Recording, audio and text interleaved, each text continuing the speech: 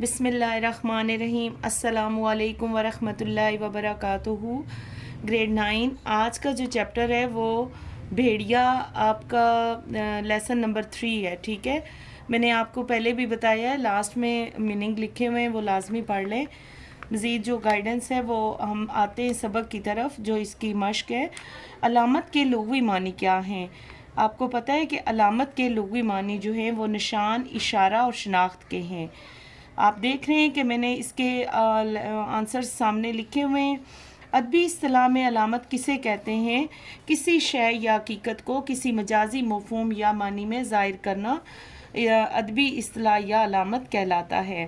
اردو ادب میں علامت نگاری کی روایت کہاں سے آئی؟ انگریزی ادب سے آئی، ٹھیک ہے۔ اردو ادب میں علامت نگاری کی روایت جو ہے وہ انگریزی ادب سے آئی۔ عبارت کی روشنی میں بتائیے کہ بھیڑیا کی علامت کس انسانی جذبے کی عکاسی کرتی ہے؟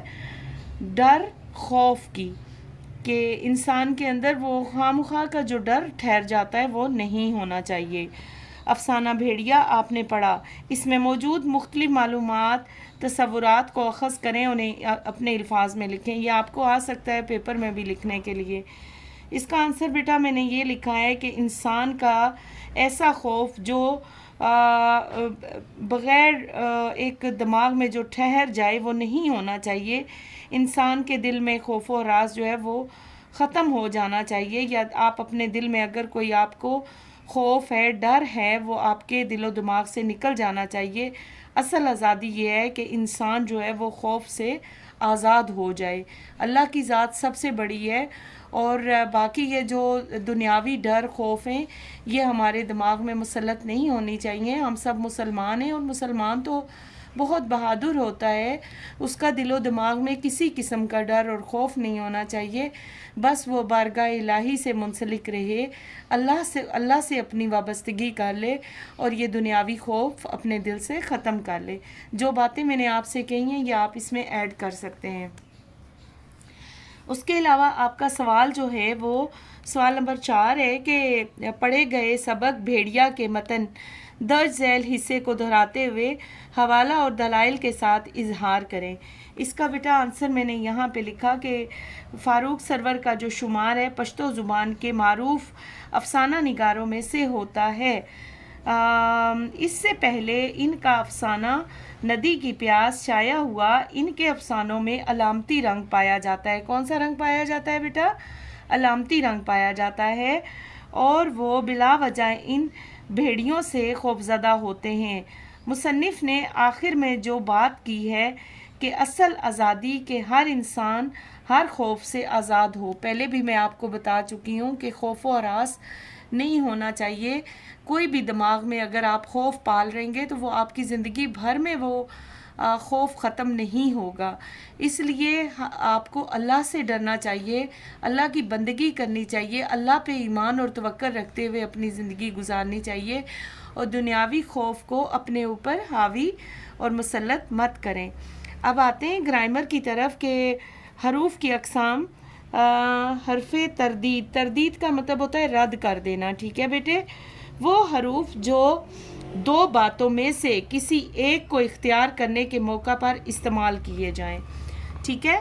اب امیر ہو یا غریب، اچھا ہو کہ برا، اب آپ دیکھ رہے ہیں یہاں پہ کیسے الفاظ ہو رہے ہیں۔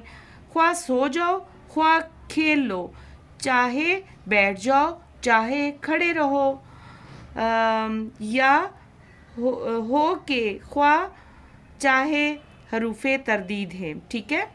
حروف اضطراب ایک بات کو ترقی دے کر اعلیٰ کو ادنا یا ادنا کو اعلیٰ بنا دینے کے موقع پر استعمال ہونے والے حروف، مثلاً وہ انسان نہیں بلکہ حیوان ہے، بلکہ حروف اضطراب ہے۔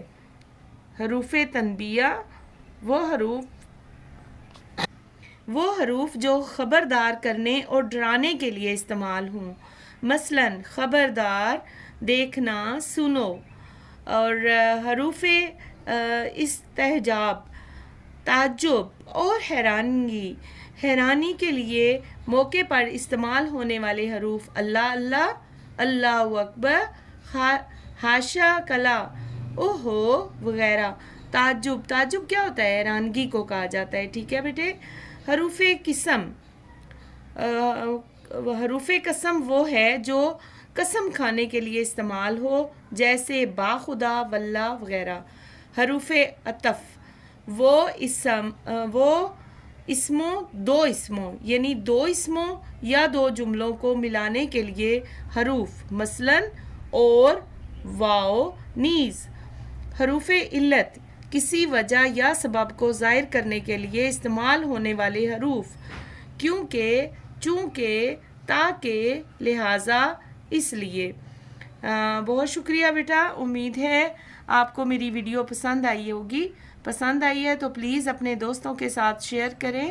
اگر گرلز مجھے سنتی ہیں تو وہ بھی اپنی فرینڈز کے ساتھ شیئر کریں تاکہ باقی بچوں کے ساتھ بھلائی ہو سکے. بہت شکریہ. اپنا خیال رکھیں، اپنی دعاؤں میں یاد رکھیں. السلام علیکم ورحمۃ اللہ وبرکاتہ.